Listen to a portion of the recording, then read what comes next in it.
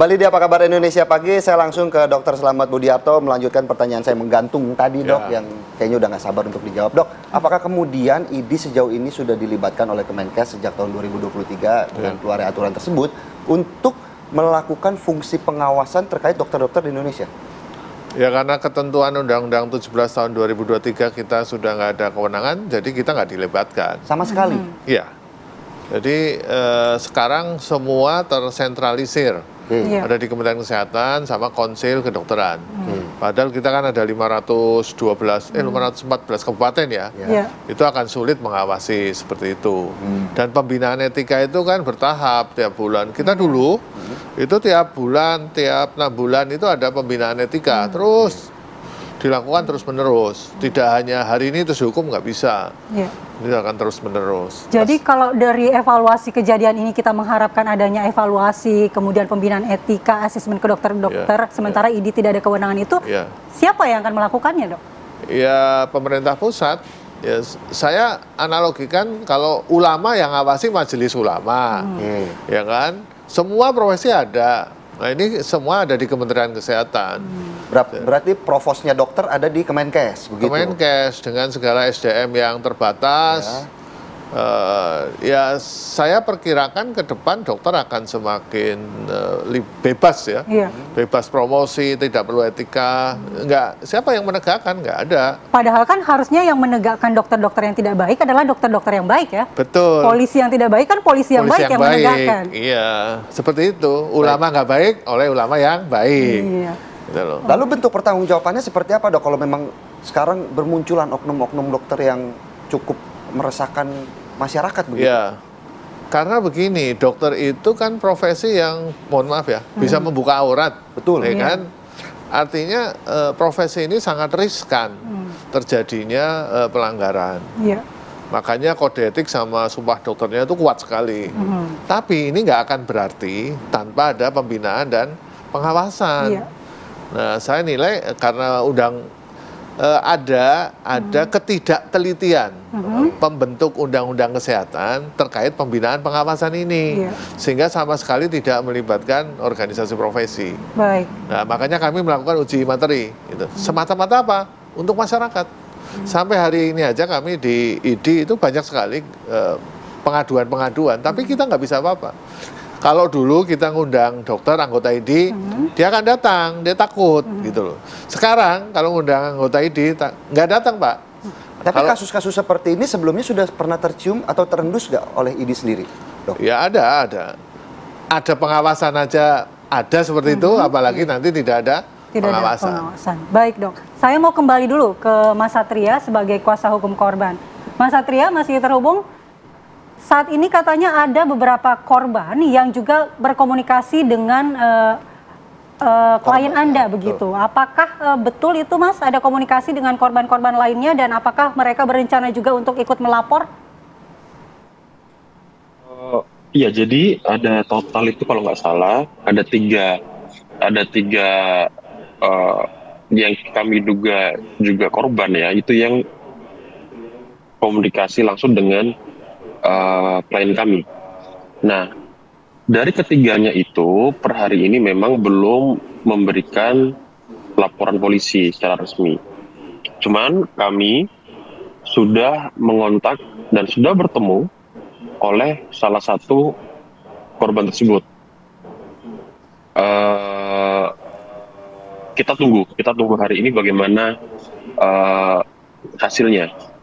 Begitu, semoga yang bersangkutan tetap berani untuk speak up ya.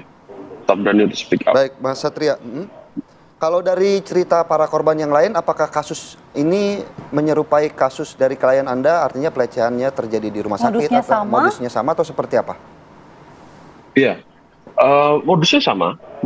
Jadi begini, dari ketiga korban ini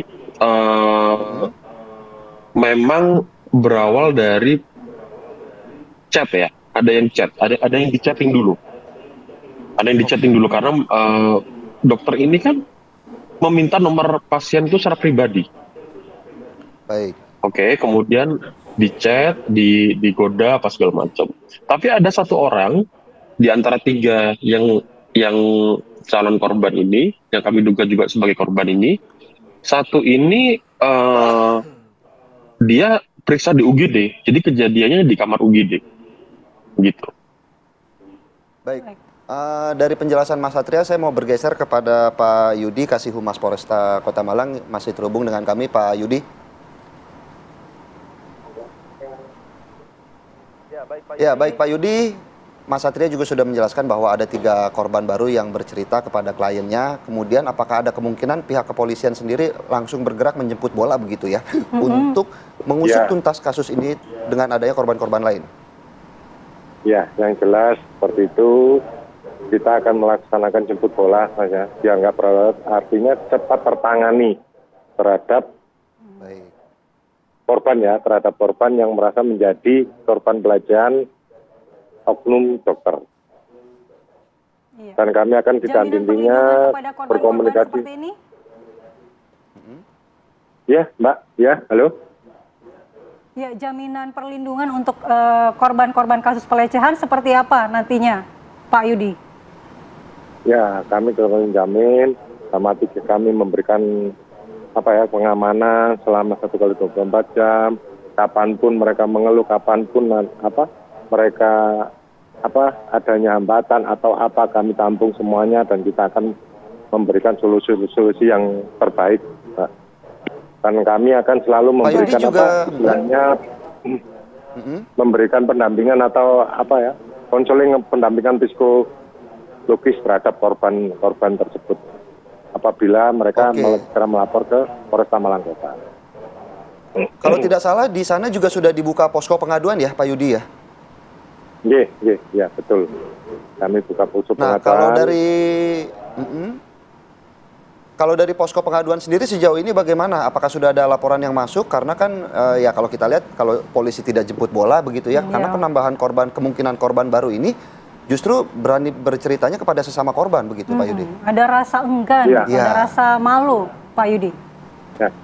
Ya, makanya kami saat ini menghimbau percayalah kepada Polri agar perkara tersebut atau kejadian tersebut segera ditangani Polri untuk melakukan langkah-langkah hukum yang selanjutnya. Gitu. Baik, Dokter Slamet, mungkin baik, terima kasih Pak Yudi. Saya mau kembali ke Dokter Slamet dengan kasus ini yang seolah seperti gunung es ataupun anomali. Ini bagaimana selanjutnya, Dok, agar tidak nama baik dokter ini juga kembali terpulihkan begitu? Ya, sistemnya harus dibikin yang baik. Ya. Karena sebenarnya kalau pengawasan itu berjalan, dokter hampir tidak punya kesempatan untuk melakukan itu. Misalnya di rumah sakit itu kan ada SOP, meriksa harus didampingi oleh perawat dan lain-lain. Kemudian pihak rumah sakit juga harus menempel hotline di kamar atau di toilet atau di lift. Kalau ada permasalahan langsung menghubungi ke direksi langsung. Itu harus dilakukan. Sehingga tidak seperti ini udah berapa tahun ya. Kalau saat itu pelecehan kan dia langsung melapor bisa melalui nomor hotline tadi. Jalur pengaduan. Jalur pengaduan. Bisa aja ada jalur pengaduan kan. Kalau ngebut hubungi sekian kan gitu kan. Masa rumah sakit yang terkait dengan nyawa nggak ada. Itu yang pertama. Yang kedua, edukasi untuk masyarakat. Jadi kalau mau berobat ke lawan jenis itu harus didampingi. Apakah oleh keluarganya ataukah oleh tenaga kesehatan. Tapi itu hak dari pasien. Pasien boleh menolak. Atau mungkin, Dok, setelah adanya pengaduan justru fungsi hukuman ataupun teguran kepada oknum dokter tersebut masih cukup lemah selain fungsinya pengawasan. Ya, apalagi dengan adanya Undang-Undang 17 tahun 2023 tentang kesehatan semakin longgar. Tapi kan kalau kita berkaca dari salah satunya kasus ini ya, Dok. Ya. Ini kan terjadinya di tahun 2022. Artinya apakah kemudian ID juga waktu itu kan masih dikasih kewenangan. Apakah kemudian sempat mencium ataupun mengetahui dari kasus-kasus seperti ini, Dok? Kalau tidak ada laporan, ya kita tidak tahu. Kalau ini nggak viral juga kita tidak tahu kan.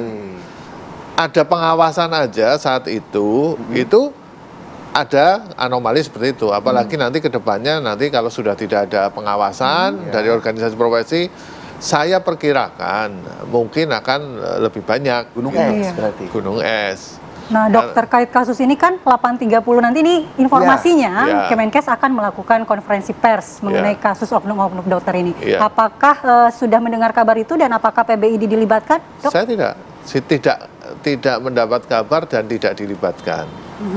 Padahal kami sudah 75 tahun ya mengabdi pada nusa dan bangsa.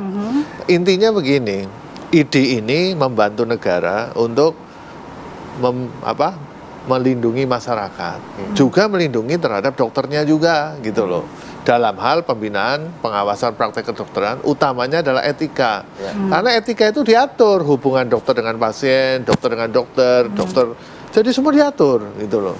Nah, manakala terjadi putus langsung, tadi yang saya tanda kutip ada ketidaktelitian pembuat undang-undang, ya kami melakukan uji materi karena ini untuk keamanan masyarakat. Poin-poinnya apa yang diajukan di uji material itu? Itu tadi pembinaan dan pengawasan praktek kedokteran. Kemudian terkait dengan rekomendasi izin praktek.